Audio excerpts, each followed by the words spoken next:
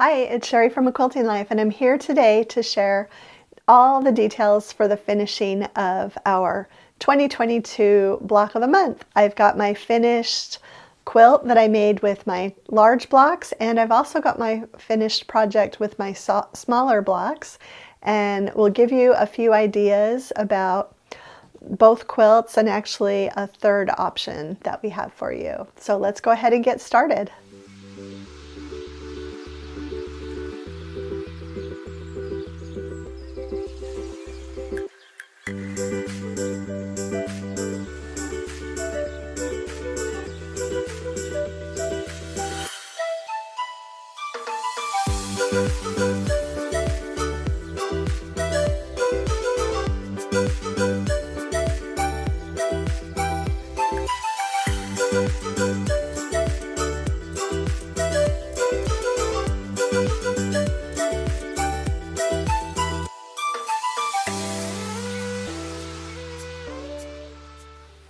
Okay, so here is my finished quilt with the larger blocks. I'm absolutely in love with it. I took it to my friend Val Krieger, who did the beautiful custom quilting on this.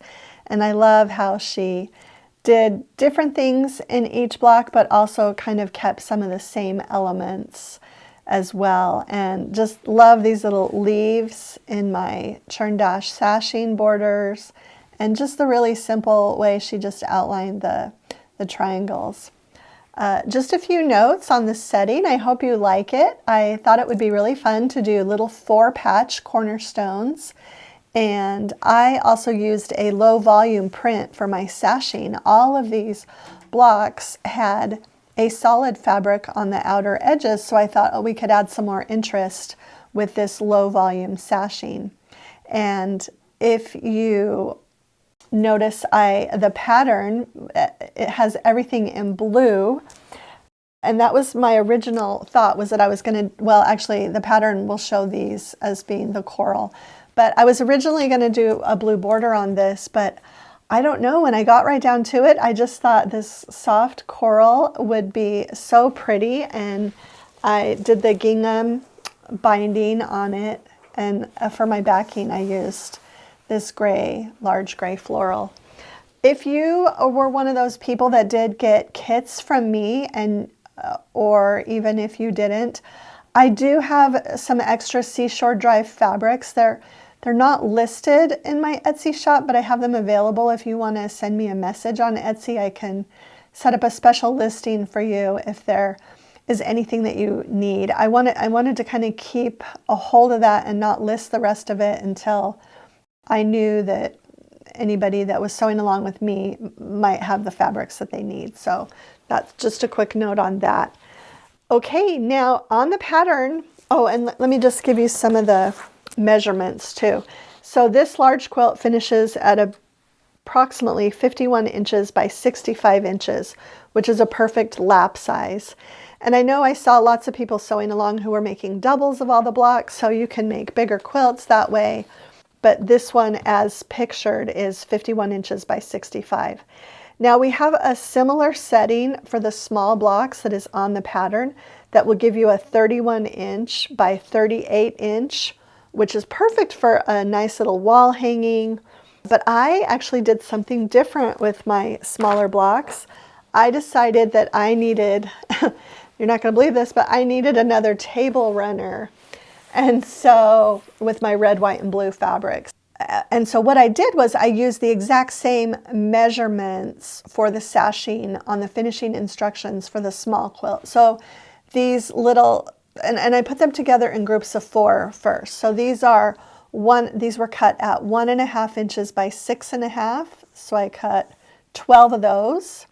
And then I did a 1.5 inch by 1.5 inch little cornerstone.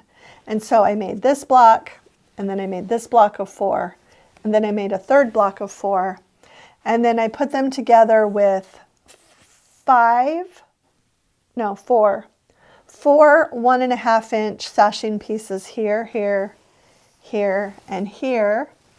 And then I did a long 1.5 inch and another long cut at 1.5 inch. And I'm not going to give you the measurements on that because you'll want to measure your own quilt to see what it is exactly for those lengths. And then I just did a 2.5-inch wide outer border for the whole thing. And I'm just really, really happy with this. It's just a third way to finish your small blocks. And this, I mean, I'm going to use it for a table runner. If you made additional small blocks, you could absolutely put them together in a bigger project, but you could also make this longer and do like a bed runner. So a lot of people make quilted bed runners to put at the foot of their bed.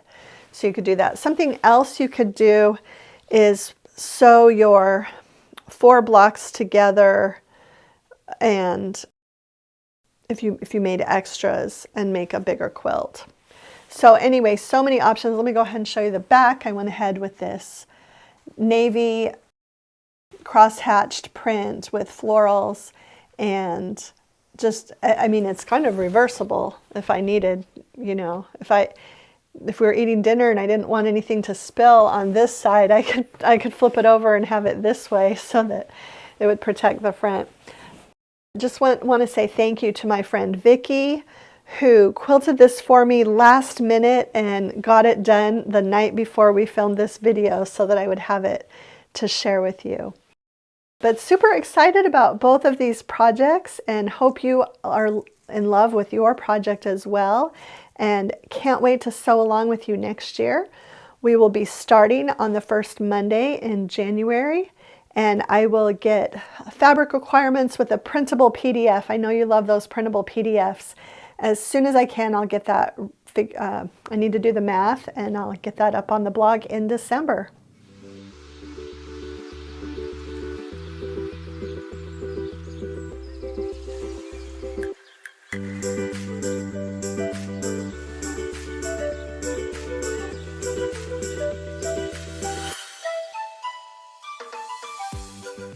Okay, so that is it for all of the finishing details for our 2022 free mystery block of the month. As I mentioned earlier, yes, we will be doing another project in 2023. I'll have a blog post soon with a fabric requirement PDF so that you can go ahead and get started, and we will be back on the first Monday in January. That will be January 2nd, 2023 with block number 1. If you enjoyed today's video, please share it with a friend, hit the like button, and subscribe to our channel if you haven't already. Thanks so much for stopping by.